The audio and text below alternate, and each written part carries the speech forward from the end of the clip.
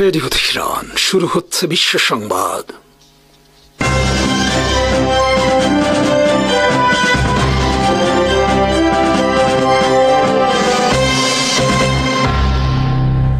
শুরুতেই সংবাদ শিরোনাম। আসসালামু আলাইকুম। পূর্ব ইউরোপে রাশিয়া ন্যাটোর পাল্টাপাল্টি মহড়া ঘিরে উত্তেজনা। মুসলিম দেশ হয়েও ইথিওপিয়া বিরোধিতা করছে স্বাধীন ফিলিস্তিন রাষ্ট্র প্রতিষ্ঠার। জাতিসংঘ নিরাপত্তা পরিষদে উত্তপ্ত বিতণ্ডা পাকিস্তান ও ইসরায়েলের মধ্যে। 10 দিনের চীন সফরে পাকিস্তান প্রেসিডেন্ট, চিন্তায় ভারত। জাতিসংঘের সাধারণ পরিষদে শুক্রবার ইসরায়েলের পাশাপাশি একটি স্বাধীন সার্বভৌম রাষ্ট্র প্রতিষ্ঠার প্রস্তাব পাশ হয়েছে। প্রস্তাবের পক্ষে 142টি দেশ এবং বিপক্ষে 10টি দেশ ভোট দেয়। এছাড়া 12টি দেশ ভোট দানে বিরত থাকে। জাতিসংঘ সাধারণ পরিষদে মোট সদস্য সংখ্যা 193টি। স্বাধীন ফিলিস্তিন রাষ্ট্র প্রতিষ্ঠার বিপক্ষে যেসব দেশ ভোট দেয় তারা হলো যুক্তরাষ্ট্র, Israel, Argentina, Hungary, Micronesia, Nauru, Palau, Papua New Guinea, Paraguay এবং টোঙ্গা। যে 12টি দেশ ফিলিস্তিনকে স্বাধীন রাষ্ট্র হিসেবে ভোট দেওয়া থেকে বিরত থাকে তার মধ্যে রয়েছে ইথিওপিয়া, চেকিয়া, আলবেনিয়া, ফিজি, গুয়েতেমালা, মোলডোভা, উত্তর মেসিডোনিয়া, সামোয়া, সাউথ সুদান। মুসলিম ও ইসলামী সভ্যতার অন্যতম একটি সূতিকাগার হলো ইথিওপিয়া। সেই ইথিওপিয়া জাতিসংঘে ফিলিস্তিনকে স্বাধীন রাষ্ট্র হিসেবে প্রতিষ্ঠার পক্ষে ভোট দেয়নি। বর্তমানে এই দেশটির প্রধানমন্ত্রী হলেন গণহত্যাকারী যুদ্ধবাজ আবিই আহমেদ। এই গণহত্যাকারী ইথিওপিয়ার প্রধানমন্ত্রী হবার আগে শান্তিতে নোবেল পুরস্কার পেয়েছিলেন। নোবেল পুরস্কারের জনপ্রিয়তা কাজে লাগিয়ে সেই ইথিওপিয়ার ক্ষমতায় বসে দেশটিতে ভয়ঙ্কর গৃহযুদ্ধ সূচনা করে। ইথিওপিয়া আর্মিকে সে লেলিয়ে দিয়েছিল টাইগ্রে বিদ্রোহীদের বিরুদ্ধে। এই গৃহযুদ্ধে ইথিওপিয়া আর্মি হাজার হাজার টাইগ্রে বিদ্রোহীদের হত্যা এবং ধর্ষণ করে সাধারণ নারীদের। জ্বালিয়ে দেয় টাইগ্রে বিদ্রোহীদের এলাকা। ইথিওপিয়ার হিসাব মতে 2020 থেকে 2023 সালে চলা গৃহযুদ্ধে 80,000 থেকে 1 লাখ মানুষ নিহত হয়েছে। গৃহহারা হয়েছে 10 লাখের বেশি ইথিওপিয়ান। শুক্রবার জাতিসংঘ সাধারণ পরিষদের স্বাধীন ফিলিস্তিন রাষ্ট্র প্রতিষ্ঠার পক্ষে পাশ হওয়া প্রস্তাবের তীব্র বিরোধিতা করে বিবৃতি পর্যন্ত দিয়েছে যুক্তরাষ্ট্র। বিবৃতিতে এই প্রস্তাবকে বিভ্রান্তি হিসেবে আখ্যায়িত করা হয়েছে। গাজায় ইসরায়েল যুদ্ধ করছে যুক্তরাষ্ট্রের সরাসরি অর্থ ও অস্ত্র সহায়তায়, কিন্তু সাধারণ পরিষদে নিযুক্ত যুক্তরাষ্ট্রের রাষ্ট্রদূত মর্গান ওর্তাগাস সমস্ত লজ্জা শরমের মাথা খেয়ে শুক্রবার বলেন, এই ধরনের প্রস্তাব গাজা যুদ্ধকে দীর্ঘায়িত করছে। এই ধরনের প্রস্তাব হামাসকে আরো শক্তিশালী করবে। তিনি বলেন, জাতিসংঘ সাধারণ পরিষদের এই প্রস্তাবকে কেউ হামাসের প্রতি পুরস্কার হিসেবে মনে করে ভুল করবেন না। ইসরায়েলের পক্ষ থেকেও একই কথা বলা হয়েছে। ইসরায়েলের প্রধানমন্ত্রী বেঞ্জামিন নেতানিয়াহু জাতিসংঘ সাধারণ পরিষদের প্রস্তাবের বিরোধিতা করে বলেছেন, ফিলিস্তিনি রাষ্ট্র বলতে কিছু থাকবে না। শুক্রবারের সাধারণ পরিষদের প্রস্তাব সন্ত্রাসী হামাসের জন্য একটি উপহার, কিন্তু আমরা হামাসকে এই উপহার গ্রহণ করতে দেব না।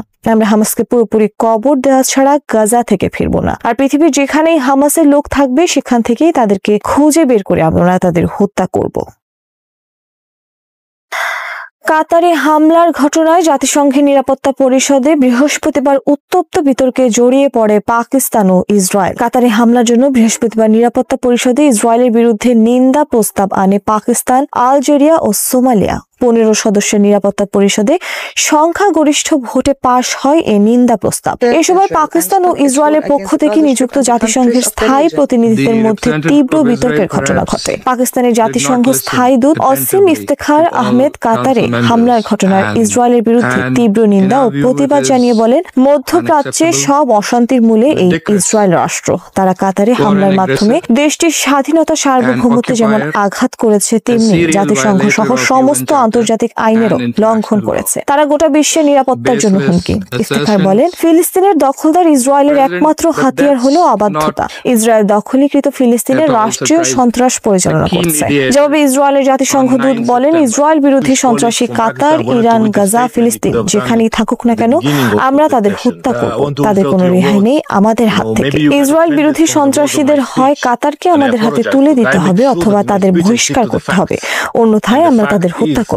এটাই আমাদের শেষ কথা। ইসরায়েলি দূত ওসামা বিন লাদেনকে পাকিস্তানে হত্যার ঘটনা উল্লেখ করে বলেন, তারা এই ধরনের একজন সন্ত্রাসীকে আশ্রয় দিয়ে রেখেছিল। জবাবে পাকিস্তানের দূত বলেন, পাকিস্তান সন্ত্রাসের শিকার একটি দেশ এবং পাকিস্তান সন্ত্রাসের বিরুদ্ধে যুদ্ধ করে যাচ্ছে। পাকিস্তান ইসরায়েলকে স্বীকৃতি দেয়নি রাষ্ট্র হিসেবে। সম্প্রতি ইসরায়েলের প্রধানমন্ত্রী বেঞ্জামিন নেতানিয়াহু পাকিস্তানকে ইসলামী জঙ্গি ও সন্ত্রাসী রাষ্ট্র হিসেবে আখ্যায়িত করে পাকিস্তানে হামলার হুমকি দিয়েছেন। জবাবে পাকিস্তানের পররাষ্ট্র মন্ত্রণালয়ের এক বিবৃতিতে বলা হয়েছে, যে কোনো বহিঃশত্রুর আক্রমণ থেকে নিজেদের রক্ষায় সক্ষম পাকিস্তান। 10 দিনের সফরে শুক্রবার চীনে পা রাখলেন পাকিস্তানের প্রেসিডেন্ট আসিফ আলী জারদারি। চীন সরকারের আমন্ত্রণে তিনি ম্যারাথন এ সফর শুরু করলেন।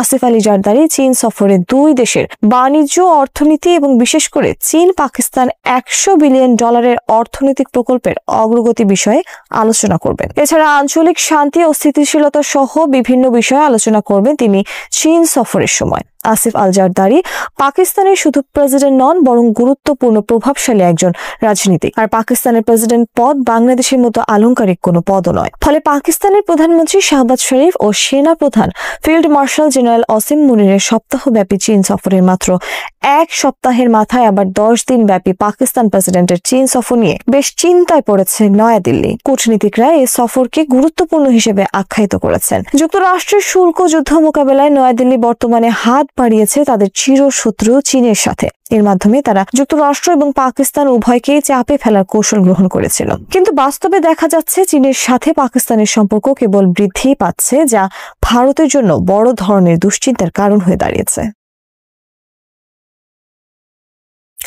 পূর্ব ইউরোপে শুরু হয়েছে রাশিয়া ন্যাটো পাল্টাপাল্টি সামরিক মহড়া। শুক্রবার রাশিয়া বেলারুশ যৌথ সামরিক মহড়া শুরুর পর ন্যাটোর পক্ষ থেকেও পূর্ব ইউরোপে পাল্টা সামরিক মহড়া আয়োজনের ঘোষণা দেওয়া হয়েছে। গত 10 সেপ্টেম্বর পোল্যান্ডে রাশিয়ার ড্রোন প্রবেশ এবং তা ভূপাতিত করার পর নতুন করে উত্তেজনা দেখা দিয়েছে রাশিয়া সংলগ্ন ন্যাটোর পূর্ব সীমান্তে। শুক্রবার রাশিয়া বেলারুশ যৌথ সামরিক মহড়া শুরু করেছে স্থল, আকাশ ও সাগরে। বাল্টিক সাগর ও ব্যারেন্ট সাগরে চলছে এই মহড়া। এই মহড়াকে পশ্চিমান গণমাধ্যমে ন্যাটোর প্রতি রাশিয়ার হুমকি হিসেবে আখ্যায়িত করেছে। গত 10 সেপ্টেম্বর পোল্যান্ডে প্রবেশ করে রাশিয়ার 15টি ড্রোন ও মিসাইল। এসব ড্রোন ও মিসাইল ভূপাতিত করে পোল্যান্ড। রাশিয়া জানিয়েছে বেলারুশ থেকে ইউক্রেনে হামলার সময় এসব মিসাইল পোল্যান্ডের আকাশ সীমায় প্রবেশ করে। যুক্তরাষ্ট্রের প্রেসিডেন্ট ডোনাল্ড ট্রাম্পও বলেছেন ভুল করে এসব ড্রোন পোল্যান্ডে প্রবেশ করতে পারে। কিন্তু এর কয়েক ঘন্টা পর পোল্যান্ডের প্রেসিডেন্ট ডোনাল্ড টাস্ক বলেন এগুলো ভুল করে প্রবেশ করেনি, বরং ছিল রাশিয়ার পরিকল্পিত হামলা। এরপর শুক্রবার ন্যাটো সেক্রেটারি জেনারেল মার্ক রুটে শুক্রবার পোল্যান্ডে ন্যাটোর মহড়া আয়োজনের ঘোষণা দেন। রাশিয়ার বিরুদ্ধে মহড়ার অংশ নেবে Britain, France, Germany, Denmark, Poland সহ অন্যান্য দেশ। মহড়ায় Rafale, Eurofighter, Typhoon, F-16 fighter jet সহ বিভিন্ন ধরনের যুদ্ধ বিমান অংশ নেবে। বিমান ও স্থল উভয় ক্ষেত্রে চলবে মহড়া। ক্রেমলিন মুখপাত্র দিমিত্রি পেসকভ বলেছেন ইউক্রেন রাশিয়া শান্তি চুক্তি এখন দ্রুত গন্তব্যহীন পথে ছুটছে, আর এটাই অনেকদিন ধরে চেয়ে আসছিল ইউক্রেন। বাংলাদেশে শেখ হাসিনার পতনের পর যে ধরনের বিশৃঙ্খলা দেখা গিয়েছিল, নেপালে কেপি শর্মা ওলির পতনের পরেও হুবহু একই রকম ঘটনা ঘটেছে। দুটি দেশেই সরকার প্রধানরা পালিয়ে গেছেন, পুলিশের অস্ত্র লুট হয়েছে এবং হাজার হাজার কয়েদি জেল ভেঙে পালিয়েছে। 2024 সালের 5 আগস্ট স্বৈরাচার শেখ হাসিনা তার বোন শেখ রেহানা সহ হেলিকপ্টারে করে ভারতে পালিয়ে যান। তার পতনের পর দেশে চরম বিশৃঙ্খলা দেখা দেয়। 76টি পুলিশ স্টেশন আগুনে পুড়ে যায় এবং 13 জন পুলিশ কর্মকর্তা সহ মোট 76 জন পুলিশকে হত্যা করা হয়। বিজয়ের আনন্দে গণভবনে ঢুকে পড়ে সাধারণ জনতা। সবচেয়ে উদ্বেগজনক বিষয় হলো পুলিশ স্টেশন থেকে 5750টি আগ্নেয়াস্ত্র এবং 6,51,609 রাউন্ড গুলি বেহাত হয়। এর মধ্যে এখনও 1419টি অস্ত্র এবং 2,63,153 রাউন্ড গুলি উদ্ধার করা যায়নি। জেল ভেঙে 2241 জন কয়েদি পালিয়ে যায়, যাদের মধ্যে 70 জন জঙ্গিবাদের অপরাধে গ্রেপ্তার হয়েছিল এবং অন্যান্য কয়েদিদের মধ্যে মৃত্যুদণ্ডপ্রাপ্ত আসামিও রয়েছে। 2025 সালের 9 সেপ্টেম্বর নেপালের প্রধানমন্ত্রী কেপি শর্মা ওলি পদত্যাগ করে সেনা ব্যারাকে আশ্রয় নেন। জেনজেট প্রজন্মের নেতৃত্বে দুর্নীতিবিরোধী প্রতিবাদের মুখে তার সরকারের পতন ঘটে। বাংলাদেশের মতোই নেপালের সংসদ ভবন, সুপ্রিম কোর্ট এবং প্রধানমন্ত্রীর বাসভবনে আগুন দেওয়া হয়। তবে রাজনৈতিক বিশ্লেষকগণ বলছেন নেপালের পরিস্থিতি বাংলাদেশের চেয়েও আরও ভয়াবহ রূপ নিয়েছে। দেশ জুড়ে 25টিরও বেশি জেল থেকে 15,000-এরও বেশি কয়েদি পালিয়ে যায়, যা নেপালের ইতিহাসের সবচেয়ে বড় জেল ভাঙ্গার ঘটনা। এর মধ্যে সন্ত্রাসবাদী, খুনি এবং আন্তর্জাতিক পর্যায়ে আসামিরা রয়েছে। প্রতিবাদকারীরা 100টিরও বেশি আগ্নেয়াস্ত্র লুট করেছে বলে খবর প্রকাশ করেছে দেশটির বিভিন্ন গণমাধ্যম। দুটি দেশেই পুলিশ বাহিনী সম্পূর্ণভাবে ভেঙে পড়েছে। বাংলাদেশে শুধুমাত্র উত্তরা থানা থেকেই 15,000 বুলেট লুট হয়। রাজধানীর 22টি পুলিশ স্টেশন থেকে অস্ত্র লুট হয়। নেপালেও একই অবস্থা। বিক্ষোভকারীরা পুলিশ স্টেশনগুলো দখল করে অস্ত্রশস্ত্র লুট করেছে। এই লুট করা অস্ত্রগুলো এখন অপরাধীদের হাতে গিয়ে নতুন নিরাপত্তা সংকট তৈরি করেছে। বাংলাদেশে লুট করা পিস্তল দিয়ে মুন্সিগঞ্জের এক্সপ্রেসওয়েতে এক তরুণীকে হত্যা এবং মোহাম্মদপুরে জেনেভা ক্যাম্পে একাধিক হত্যাকাণ্ডের ঘটনা ঘটেছে। বাংলাদেশের 700 জন কয়েদি এখনো পলাতক। নরসিংদী জেল থেকে 825 জন এবং কাশিমপুর জেল থেকে 203 জন কয়েদি পালিয়ে যায়। নেপালের অবস্থা আরো গুরুতর। 12,500 এরও বেশি কয়েদি এখনো পলাতক রয়েছে। কাঠমান্ডু উপত্যকার সুন্দরা কেন্দ্রীয় কারাগার থেকে 3,300 জন এবং নাগখু কারাগার থেকে 1,400 জন কয়েদি পালিয়ে যায়। এমনকি কিছু পলাতক কয়েদি ভারতীয় সীমান্ত পেরিয়ে যাওয়ার চেষ্টা করেছে। নেপালের সংকট ভারত ও চীনের জন্য বিশেষ উদ্বেগের কারণ হয়ে দাঁড়িয়েছে। 30 জন পলাতক বাংলাদেশি কয়েদিকে বিহারের ভারত নেপাল সীমান্তে গ্রেপ্তার করা হয়েছে। নেপাল থেকে পলাতক কয়েদিদের মধ্যে ইন্টারপোলের তালিকায় থাকা 3 জন রয়েছে বলে নিশ্চিত করা হয়েছে। দুটি দেশেই সামরিক বাহিনীকে পরিস্থিতি নিয়ন্ত্রণে আনতে হয়েছে। বাংলাদেশে সেনাবাহিনী 6,000-টিরও বেশি লুট করা অস্ত্র উদ্ধার করেছে এবং 2,500 জনকে গ্রেপ্তার করেছে। নেপালের সেনাবাহিনী কাঠমান্ডুতে কারফিউ জারি করে পরিস্থিতি নিয়ন্ত্রণে নিয়ে এসেছে। আশ্চর্যজনকভাবে নেপালে একজন পলাতক কয়েদি স্বেচ্ছায় জেলে ফিরে এসেছে, এই ভয়ে যে নতুন সরকার গঠিত হলে তার শাস্তি দ্বিগুণ হতে পারে। চিতওয়ান জেলে 54 জন কয়েদি স্বেচ্ছায় ফিরে এসেছে। দুটি দেশেরই অভিজ্ঞতা দেখাচ্ছে যে দক্ষিণ এশিয়ার রাজনৈতিক অস্থিতিশীলতা শুধুমাত্র সরকার পরিবর্তনে সীমাবদ্ধ থাকছে না, বরং সমগ্র রাষ্ট্রীয় কাঠামো ভেঙে পড়ার ঝুঁকি তৈরি করছে। পুলিশ বাহিনীর ভাঙন, বিচার ব্যবস্থার পতন এবং কারাগার ব্যবস্থার সম্পূর্ণ ব্যর্থতা এই অঞ্চলের জন্য গভীর উদ্বেগের বিষয়। মধ্যপ্রাচ্যের বালুকাবেলায় ভেসে আসছে প্রস্তুতির শব্দ, আর এই শব্দের মাঝে একটি নতুন বার্তা ভেসে উঠছে, যে অন্যায়ের পথে চলে তার জন্য কোনো জায়গা নেই। ইসরায়েলের জন্য বন্ধ হয়ে গেল দুবাইয়ের দরজা। বিশ্বের অন্যতম বড় প্রতিরক্ষা সম্মেলন দুবাই ইয়ার 100 এবার ইসরায়েলের জন্য তিক্ত এক অভিজ্ঞতা হতে চলেছে। দীর্ঘ বছর ধরে ইসরায়েল এখানে অংশগ্রহণ করেছিল, কখনো নতুন প্রযুক্তি প্রদর্শন, কখনো বড় বড় চুক্তি নিয়ে আলোচনা। তবে এবার ইসরায়েলি প্রতিরক্ষা মন্ত্রণালয়ের জন্য এই সম্মেলনে জায়গা নেই। কেন? কারণ কিছুদিন আগে কাতারের দোহায় হামাসের নেতাদের উপর হামলা চালায় ইসরায়েল, এবং এই হামলা শুধু কাতারের জন্য নয়, বরং পুরো বিশ্বের জন্য একটি বিশ্বাসঘাতকতা হিসেবে বিবেচিত হয়েছে। সংযুক্ত আরব আমিরাতের দৃঢ় পদক্ষেপ। কাতারের এই আক্রমণের পর সংযুক্ত আরব আমিরাত দৃঢ়ভাবে কাতারের পাশে দাঁড়ায়। আমিরাতের প্রেসিডেন্ট মোহাম্মদ বিন জায়েদ দোহায় যান এবং কাতারের নিরাপত্তা নিশ্চিত করতে তাদের সাহায্য করার প্রতিশ্রুতি দেন। এই পদক্ষেপ আমিরাতকে একটি শক্তিশালী প্রতীক হিসেবে প্রতিষ্ঠিত করেছে। আমরা অন্যায়ের পাশে দাঁড়াই না, এই বার্তা বিশ্বকে শোনানোর জন্য তারা এই সিদ্ধান্ত নিয়েছে, এবং এই সমর্থনেই দুবাই ইয়ার 100 এর আয়োজনের সময় ইসরায়েলকে অংশগ্রহণের সুযোগ দেয়া হয়নি। ইসরায়েল প্রথমে বিশ্বাস করতে পারেনি এমন ঘটনা ঘটবে। তাদের কর্মকর্তারা নিশ্চিত ছিলেন একে কেন্দ্র করে মধ্যপ্রাচ্যের আকাশে সবকিছু তাদের হাতে থাকবে। তবে এই সিদ্ধান্ত তাদের কাছে বড় আঘাত হিসেবে এসেছে। এটা তো কাতারের জন্য বিশেষ কিছু, এমন ধারণাই ছিল তারা। কিন্তু আজকের বাস্তবতা তাদের কল্পনাকে ভেঙে দিয়েছে। তেল গ্যাসে ভরপুর এই অঞ্চলে শক্তির ভারসাম্য যে এক মুহূর্তে পাল্টে যেতে পারে তা তারা বুঝতে পারেনি। আমিরাতের শক্তি, ন্যায় এবং একতা। যেখানে ইসরায়েল শক্তি প্রদর্শন করেছিল, আমিরাত সেখানে ন্যায় এবং একতা প্রদর্শন করেছে। তাদের এই দৃঢ়তার ফলে তারা আরব বিশ্বের এক বড় নেতা হয়ে উঠেছে। সৌদি আরব, জর্ডান সহ অন্যান্য দেশও কাতারের পাশে দাঁড়ানোর সংকল্প নিয়েছে। কাতারে বিশ্বাসঘাতক ইসরায়েলের হামলার নিন্দা জানিয়েছে সংযুক্ত আরব আমিরাত।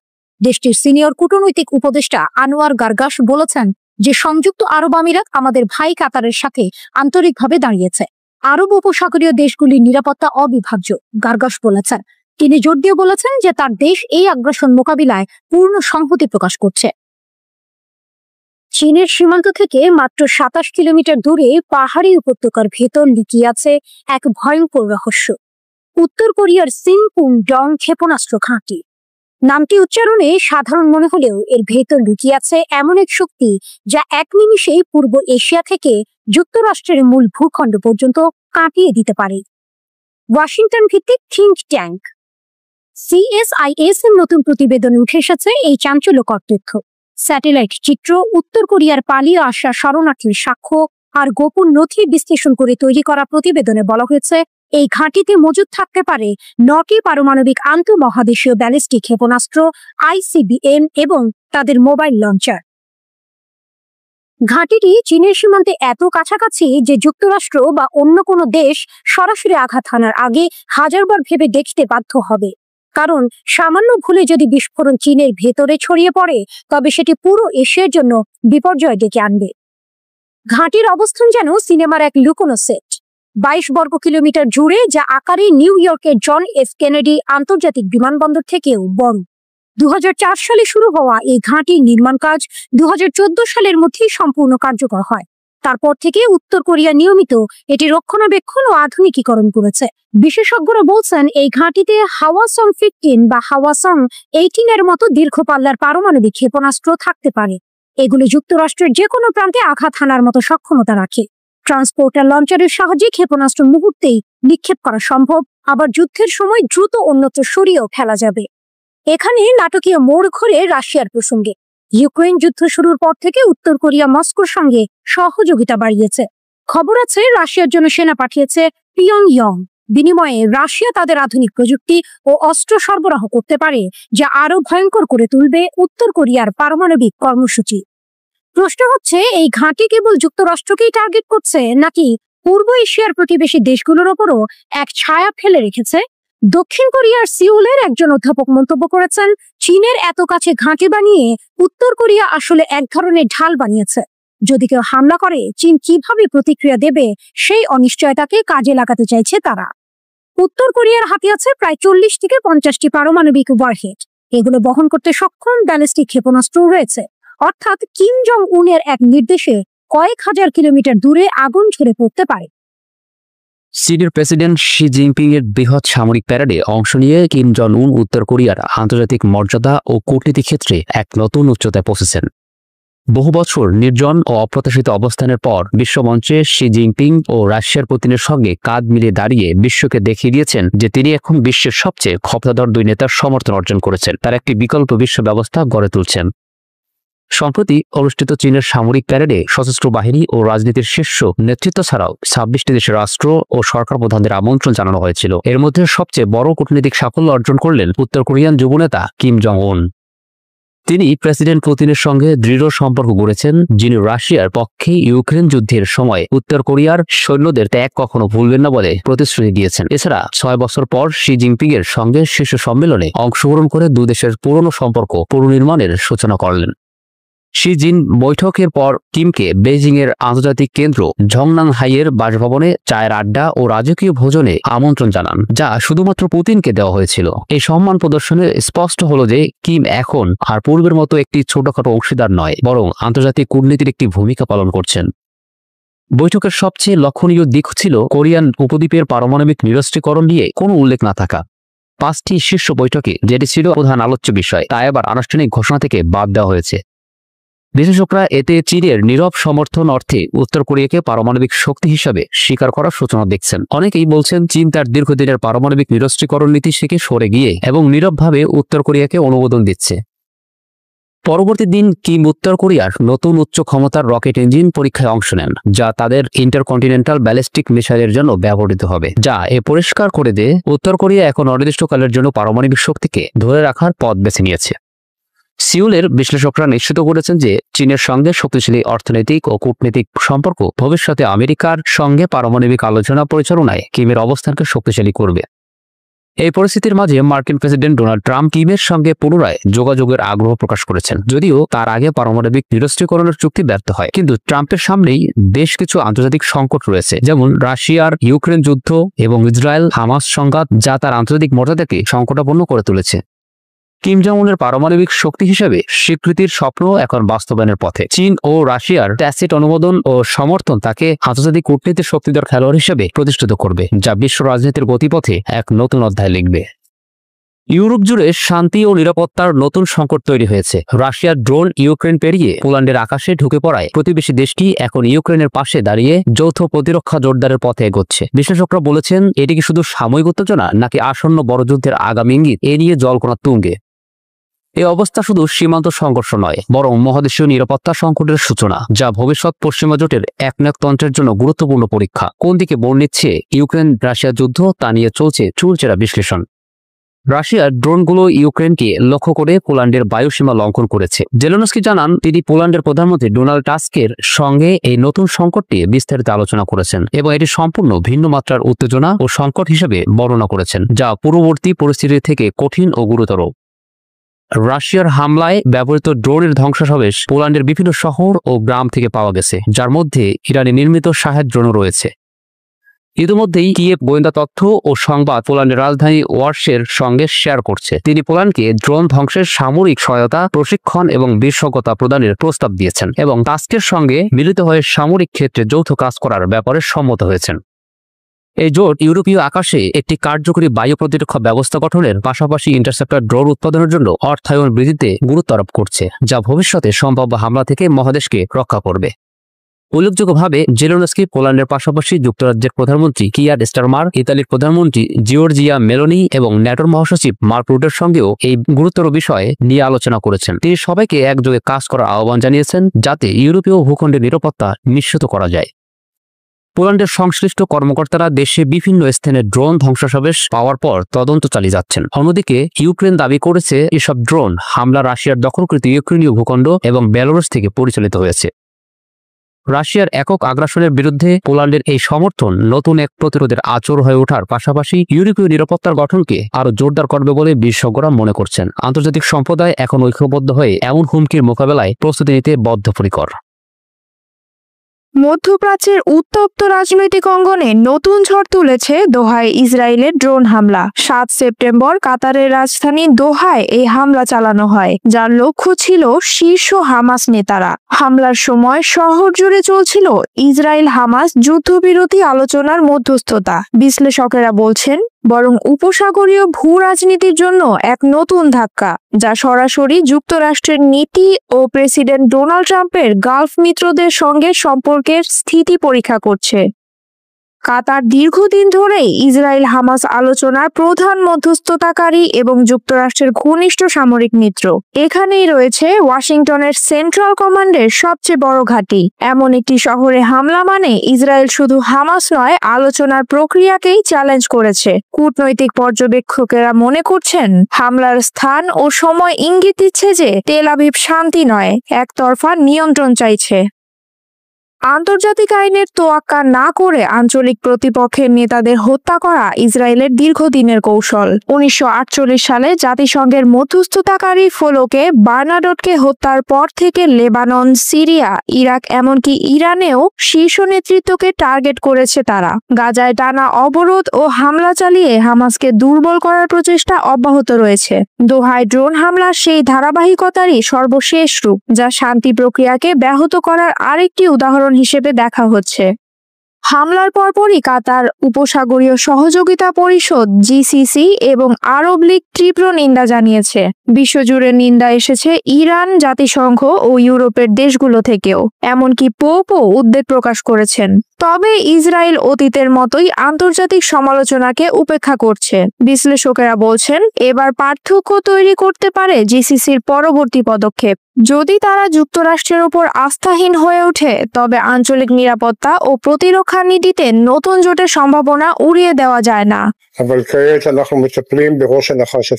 হামলার সময় যুক্তরাষ্ট্র জানত কিনা বা পরোক্ষভাবে সহযোগিতা করেছে কিনা, এই প্রশ্ন এখন আলোচনার কেন্দ্রবিন্দু। সমালোচকেরা বলছেন দোহায় আলোচনার নাম করে হামাস নেতৃত্বকে এক জায়গায় জড়ো করা হয়েছিল, যা তাদের সহজ টার্গেটে পরিণত করেছে। এ ঘটনা যুক্তরাষ্ট্র ইসরায়েল গোপন সমন্বয়ের সম্ভাবনা নিয়ে প্রশ্ন তুলছে। এর আগেও ইরানে যৌথ হামলার সময় একই ধরনের অভিযোগ উঠেছিল। Israel acted wholly independent, and we take full responsibility for this action. President Donald Trump হামলার পর নরম ভাষায় সমালোচনা করলেও ইসরায়েলের সামরিক লক্ষ্যকেই সমর্থন করেছেন। তবু মার্কিন অভ্যন্তরীণ রাজনীতিতে যদি ইসরায়েলের এই আগ্রাসন রিপাবলিকানদের জন্য বোঝা হয়ে দাঁড়ায়, তবে হোয়াইট হাউস নতুন কৌশল নিতে পারে। ট্রাম্পের উপরই রয়েছে একমাত্র ক্ষমতা ইসরায়েলকে যুদ্ধবিরতিতে বাধ্য করার, যেমন তিনি দায়িত্ব নেওয়ার পর গাজায় প্রথম যুদ্ধবিরতি চুক্তি করাতে সক্ষম হয়েছিলেন। গালফ দেশগুলো এখন ঘনিষ্ঠভাবে পর্যবেক্ষণ করছে ওয়াশিংটনের প্রতিক্রিয়া। যদি যুক্তরাষ্ট্র বিশ্বাসযোগ্য নিরাপত্তা প্রতিশ্রুতি দিতে না পারে, তাহলে আব্রাহাম অ্যাকর্ডস সম্প্রসারণ প্রশ্নের মুখে পড়বে। সংযুক্ত আরব আমিরাত ইতিমধ্যে সতর্ক করেছে পশ্চিম তীরে নতুন দখল অভিযান হলে তারা সম্পর্ক ছিন্ন করতে পারে। দোহায় হামলার পর কাতারের প্রতিক্রিয়া তাই শুধু মধ্যপ্রাচ্য নয়, যুক্তরাষ্ট্রের দীর্ঘমেয়াদী কৌশলকেও প্রভাবিত করতে পারে। এখন দৃষ্টি সবার কাতার ও জিসিসি নেতাদের দিকে। তারা যদি মনে করেন যুক্তরাষ্ট্রের সুরক্ষা আর নির্ভরযোগ্য নয়, তবে বৈশ্বিক মঞ্চের নতুন ভারসাম্য তৈরি হতে পারে। আন্তর্জাতিক আইন ও জাতিসংঘ সনদ মেনে ছোট রাষ্ট্রগুলোকে সুরক্ষা দেওয়ার প্রশ্নে নতুন বৈশ্বিক জোট গড়ার সম্ভাবনাও উড়িয়ে দেওয়া যাচ্ছে না। এ কারণেই দোহা ড্রোন হামলাকে শুধু একটি সামরিক অভিযান নয়, বরং মধ্যপ্রাচ্যের নতুন ভূরাজনৈতিক অক্ষের পূর্বাভাস হিসেবে দেখা হচ্ছে। ন্যাটোভুক্ত দেশের আকাশে ঢুকে পড়ে রাশিয়ার যুদ্ধ বিমান, সঙ্গে সঙ্গে পোল্যান্ডের F-16 পাল্টা ধাওয়া দেয়। ন্যাটোর ঘাঁটি থেকে ডাস F-35 ও ইতালির AWACS নজরদারির বিমান যোগ হয়। সিনেমার দৃশ্যের মতো হলেও পোল্যান্ডে রাশিয়ার ড্রোন ও বিমান হামলার সময় ঠিক এমন ঘটেছে। ইউক্রেনে হামলার পাশাপাশি রুশ ড্রোন এবার সরাসরি পোল্যান্ডের আকাশে প্রবেশ করেছে। মঙ্গলবার রাত থেকে বুধবার ভোর পর্যন্ত অন্তত 19টি ড্রোন পোল্যান্ডের আকাশ সীমা লঙ্ঘন করেছে বলে জানায় দেশটির কর্তৃপক্ষ।